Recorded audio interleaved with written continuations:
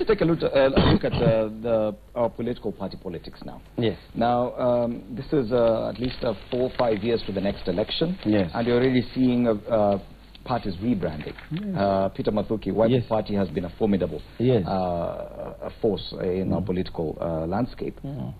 Is it really necessary to rebrand at this time? Change something that has been working? Yes, you mentioned the history of many of our political leaders moving from one party to another. LDP, ODM, NAC Kenya, NAC, ODM Kenya, all these things. And it keeps changing, it keeps changing. Yes. Looking at what's happening to Jubilee, with the collapse of so many parties to form one formidable party.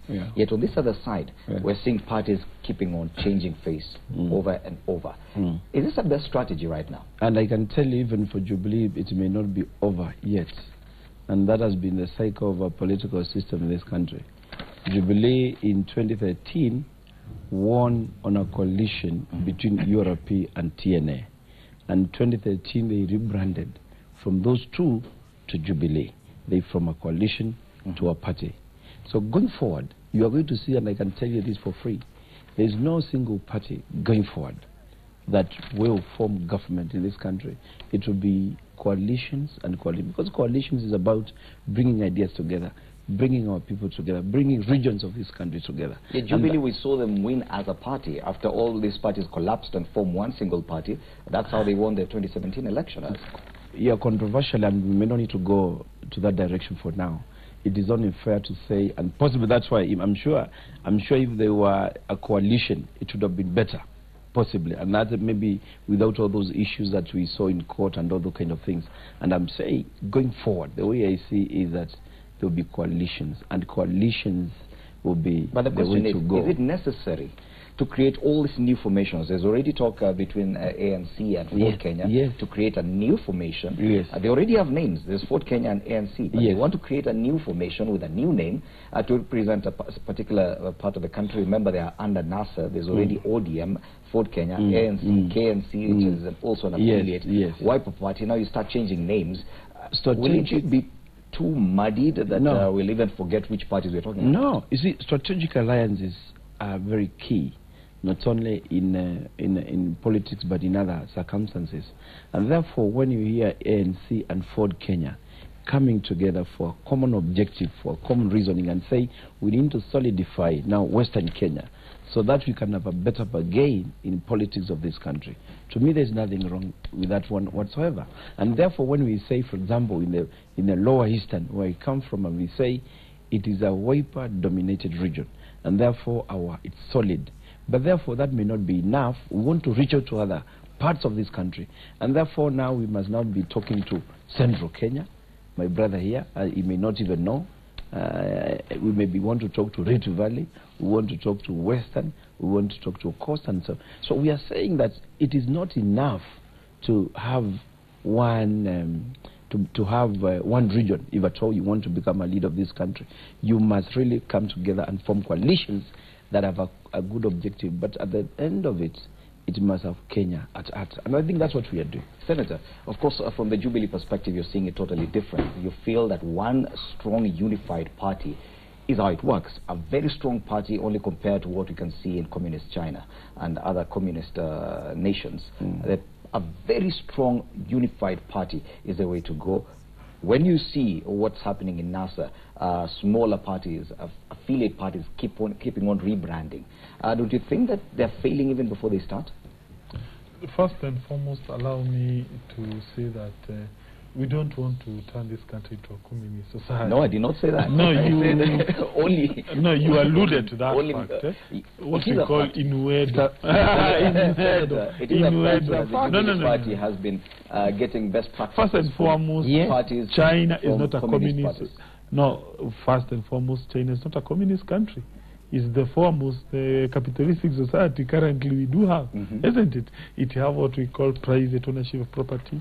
It has what we call wealth, isn't it? It's one of the richest countries. But you're borrowing the best practice from the ruling party. Yes, exactly. That would be which has adopted which kind of yes, the ruling party that is called... Which has adopted which kind of ideology? Well, no. It's communist. The point is, yes, it is a communist party by name, but by practice, it is not a communist party, but in terms of ideology or practices. But the name, yes, I agree. It is called Communist Party of China. But in terms of the ideology, what it practices, it is a free market economy. No, so because I'm aware there are some people who are arguing that we want to import communism into this country. That is not true. There is, of course, even other so-called Western advanced democracies, they have strong parties. A good example is like in UK, you have the Conservative Party, isn't it? You have the Liberal Democratic Party there. We have the Labour Party. If you go to a place like America, we have the Republican Party. We also have the Democratic Party, which had nominated Mr. Obama. So the point is, we would want strong parties which need to be institutionalized in this Kenya, so that we don't have a situation where you have small tribal party. A good example is like now that Wiper event that happened yesterday. It was clearly an ethnic meeting, a meeting of people from the Ukambani region.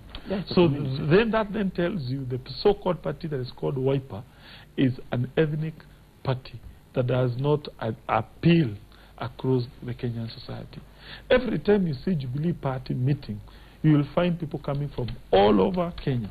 That is why in our party, we have representation in every province of this country. For instance, we have a governor in Mombasa, that is Mr. Mvurya in Kwale. We have a senator in Lamu. When we go to Northeastern, we have several members of parliament and governors.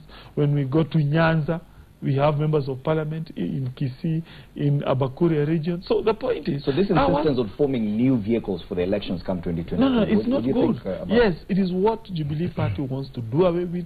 We have a strong party that's going to supersede every election. That's going to be strong and have a representation in each and every place of this society. But so no wonder I'm asking my brothers from the Ukambani region. First and foremost, it was quite wrong for you to congregate as Kamba leaders. I would urge you to come and join Jubilee Party, where we don't congregate as Kikuyus or Kalenjins. You congregate as one united Kenya under Jubilee Party. We know our leader. We know the succession plan. We know our leader is Uhuru Kenyatta now. In 2022, it is Ruto. But this other party is not even clear. Okay. Bueno Osoro, you come from KNC, which is probably one of the smallest parties that represent in Parliament. Exactly. Now, no, do you think that one-man army. Do you think we should continue forming new vehicles just for the elections? One Kenya movement. We have so many parties, including KNC. Is it even necessary to have a party like KNC at this point? Yes. Let me say first that Kenya hasn't matured like the mature democracies where parties are serious vehicles, that the parties stand for something seriously. Kenya hasn't gotten to that level.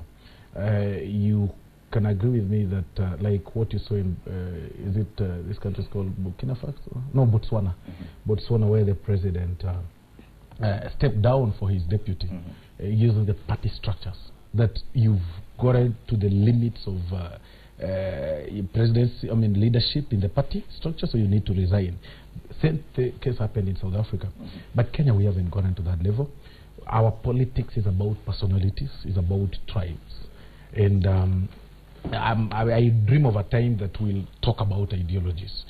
I will not really have an issue with people rebranding or people having different parties, because at times the politicians who are here can agree with me that politics is a challenge. During nominations, you'll agree that you clearly need so many parties. Because of this personality kind of thing and commercialized way, you'll get in some areas some very serious candidates who stood with the party through thick and thin, denied party tickets. And that has been seen. I was in ODM myself.